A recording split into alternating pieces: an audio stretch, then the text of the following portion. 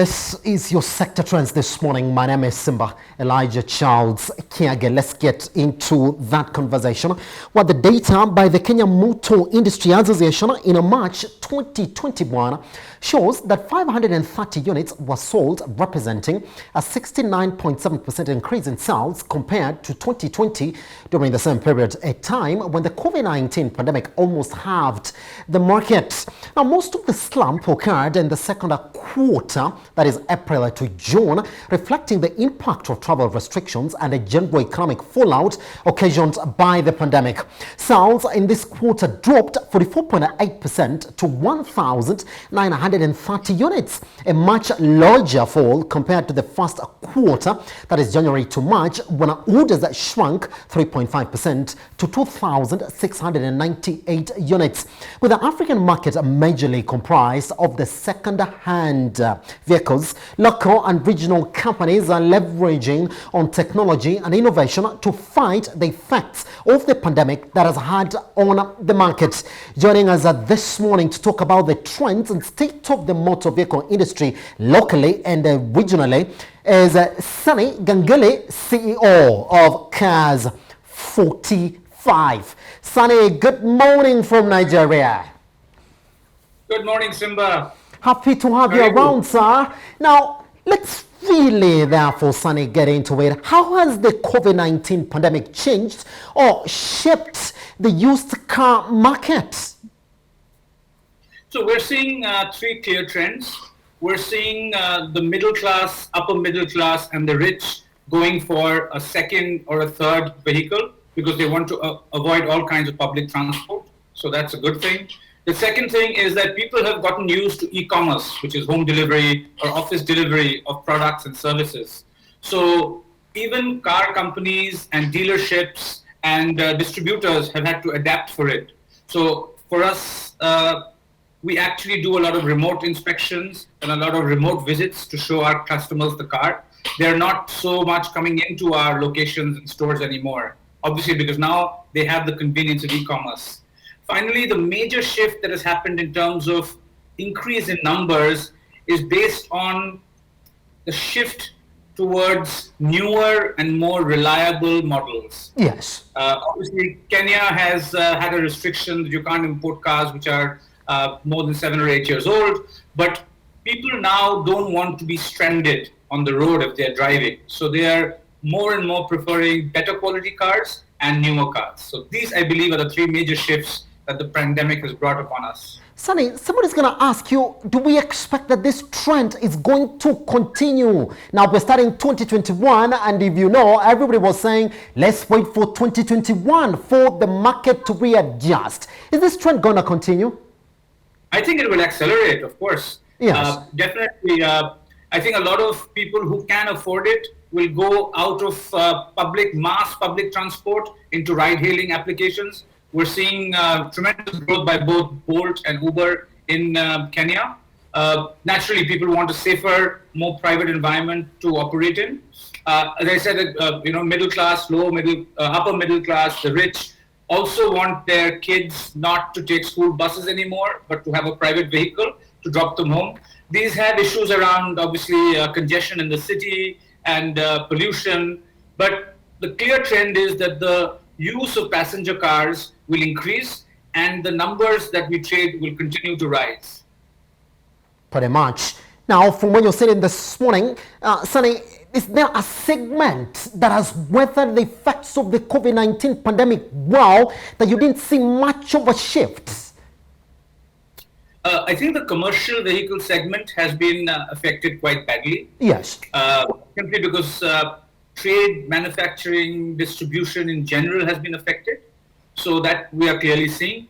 I think that will revive, of course, because food, personal products, etc., will still have to be produced and supplied to the populations.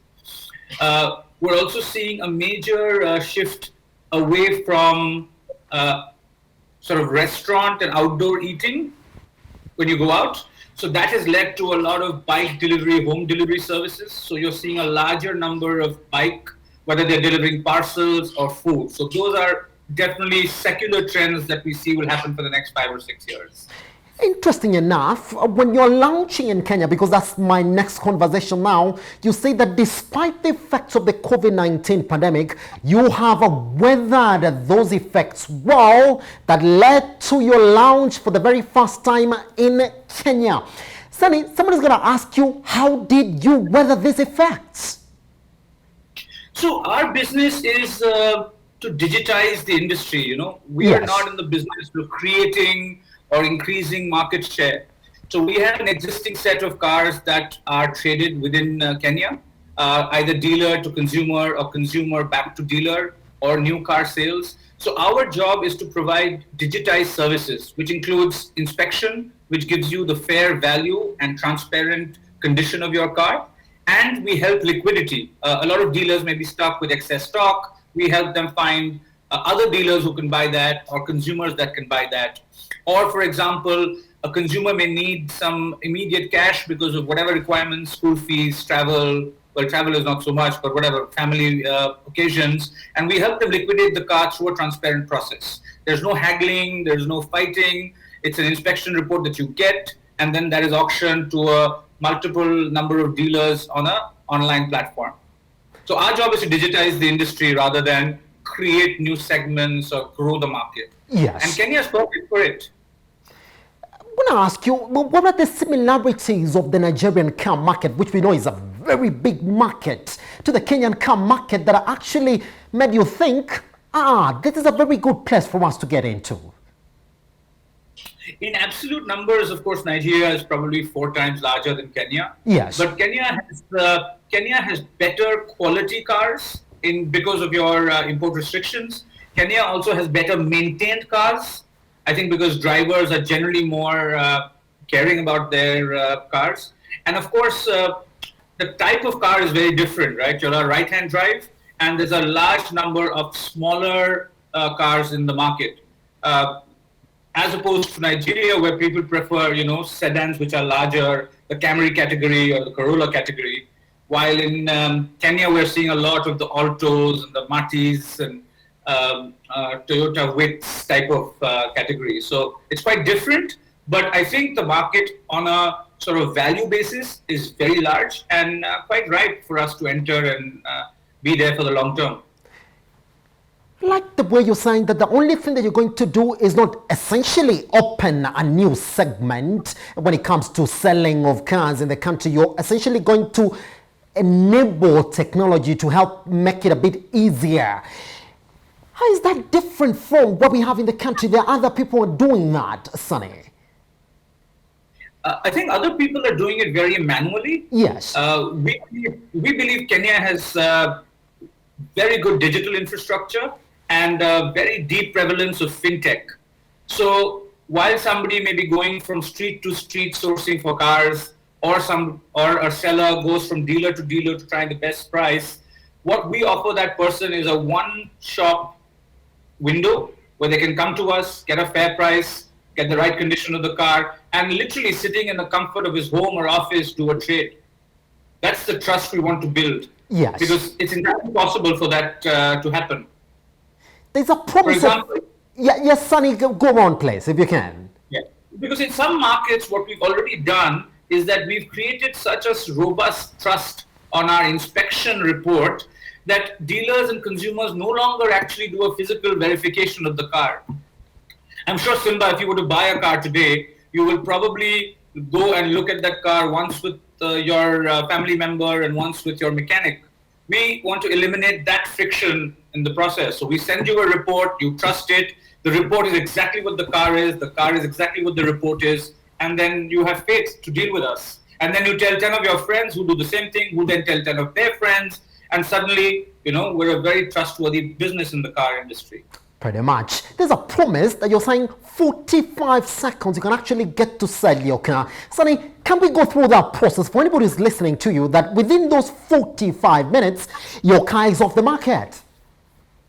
Yes. So our inspection process usually takes 30 minutes. And in parallel, we're also doing your documentation check. Within 45 minutes, we will make an offer to you on how much the car is valued according to us. If you accept the offer, the money is transferred, and you can just transfer the documentation and move away. Pretty much. Oh, That is literally the promise. quite, But where, yes. but where it takes longer than 45 minutes, because human beings like to negotiate, and that's where it gets into slightly longer periods of time. I know. Sometimes it takes even 1 month, 3 weeks, man.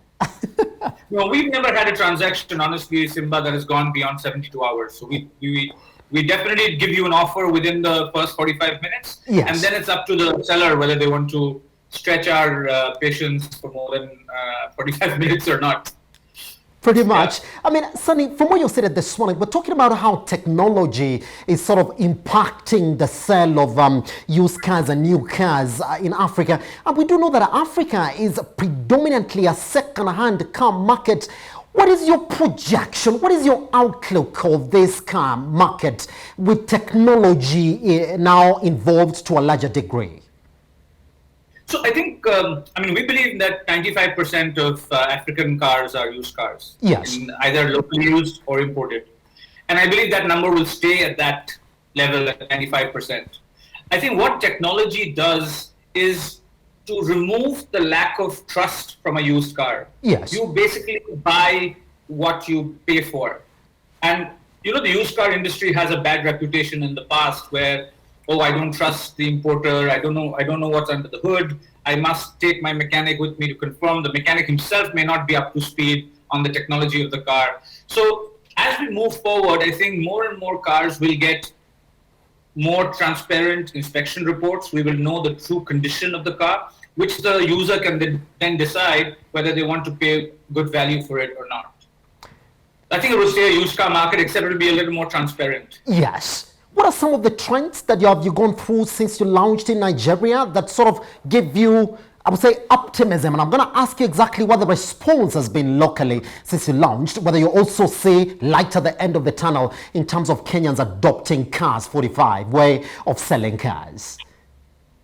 So, Simba, it's been overwhelming, we launched possibly late 2019, and then, of course, the pandemic affected the whole world. But since we've come out, let's say August last year, our business has been growing at literally 30% month on month.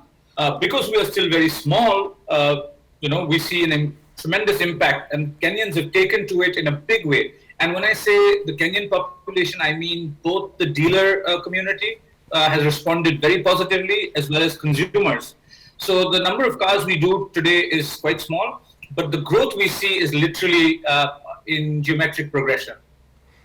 Any other partnerships that we expect to see from Cars 45 in the local car market as you try push this new technology way of selling your car? Yes. So on our own, we will probably establish about 20 locations in Kenya in the next 9 months. In addition, we are partnering with a few filling station chains, because that is a natural place where cars come and go. Then there are, of course, the dealer community we've engaged with. I think there are about 20, 30 dealers quite interested in becoming our franchises as well as our partners. Then is the finance companies, people that give you loans to buy cars. And sometimes there are defaults, or sometimes they don't have enough visibility on the condition of the car. So we've got 4 or 5 alliances that are in the works, which we should be announcing. Hopefully, when you invite me next month, I should have more information and names for you. Pretty much. I think that would be a lovely conversation. Now, locally, therefore, Sunny, before the end of this year, what are you projecting?